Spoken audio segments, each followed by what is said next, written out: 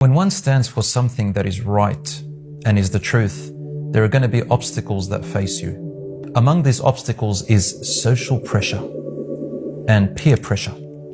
Have you ever been subjected to such situations? Sometimes we feel that if everybody does something or says something, then must be right. Something happens to our minds. What used to be immoral and completely shunned away by every person suddenly become normalized. That's what social pressure does. That's what social media can sometimes do if we follow the wrong place. How many a time when you lived a moment there, you knew that something was wrong, immoral, and only a few years down the track, everybody seems to think that it is moral and good and right. It's called classical conditioning. When something is repeated to your mind and you see it over and over again, you begin to forget how bad it is and how wrong it is, and it becomes normalized. Another word is desensitized. So be careful, especially the young people. Allah gives us the example of Prophet Ibrahim alayhi salam at a young age, a teenager. And the society in those days was not very different to the society of today, brothers and sisters.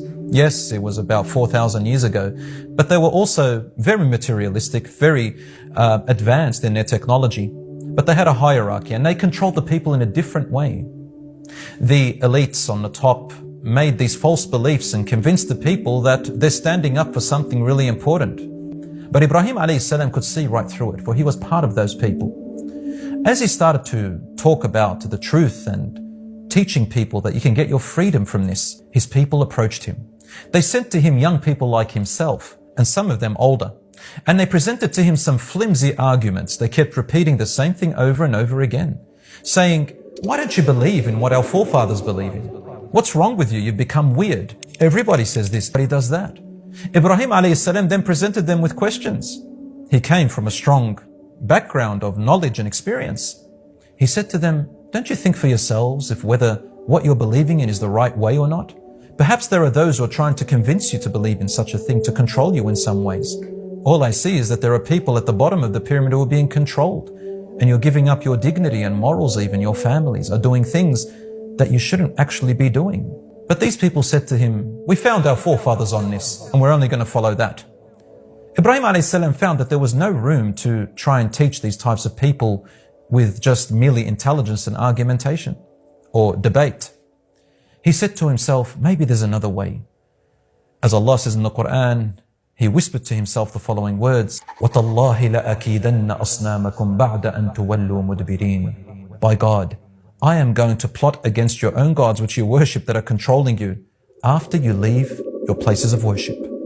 There was a day of celebration, and the people brought out their gods and their statues. A great god called Murdoch is the day when the king has to come out, and believe it or not, they used to slap the king, and if the king cried, they thought that the gods are choosing him. Anyway, Ibrahim alayhi salam thought of a plan. Right in front of them, he looked up at the stars and he formulated a type of hidden message. He said to them, "I am sick."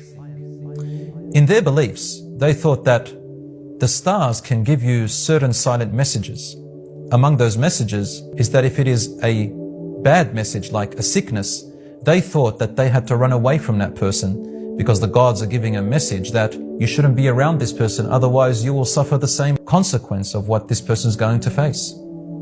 So they ran away. And Ibrahim alayhi salam, what he meant by that was a bit of a pun. He didn't mean exactly what they thought. In his mind, he thought, I'm sick of your beliefs. I'm sick of what is actually happening.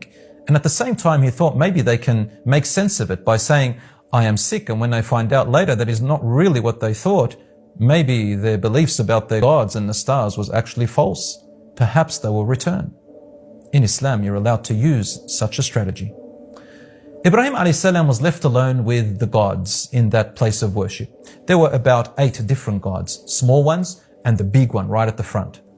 The story goes that he brought the sledgehammer and he brought some food. He faced the little gods, and this is the nature of Ibrahim alayhi salam. He talked to himself before he acted. He said, why don't you eat? Can you not hear? Why don't you respond? Oh, my people of worshipping something false.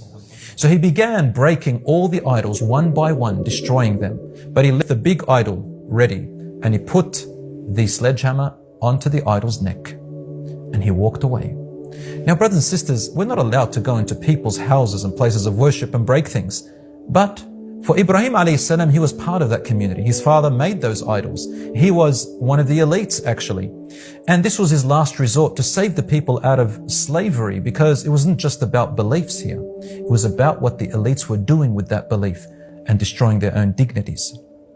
My brothers and sisters, the priests next day came to their place of worship, and when they found their gods destroyed, they screamed, "Man fa'ala hadha bi'alihatina?" Who did this to our gods that we worship? What they mean is that who is trying to destroy our kingdom and our power?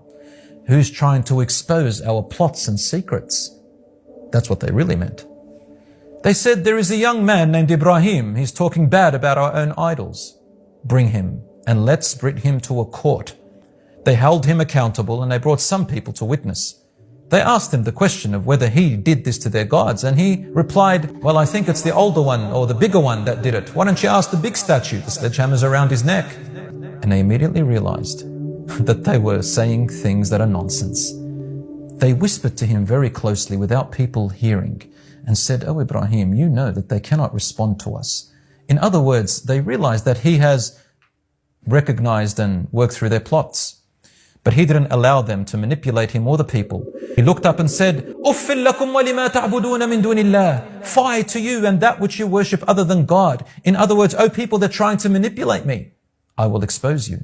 So how did they respond? With a threat. They said, "Burn him and save your gods if you want to be activists. Support our movement, support our activism, and be part of the noble movement." Of course, they were lying to their people, but that's how they controlled them. Classical conditioning. Ibrahim alayhi salam was now faced with the most torturous situation.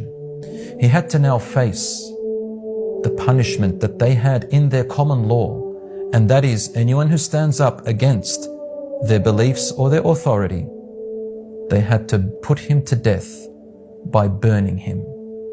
Ibrahim alayhi salam was now faced with yet another test. The test of being burnt alive and the threat of physical torture.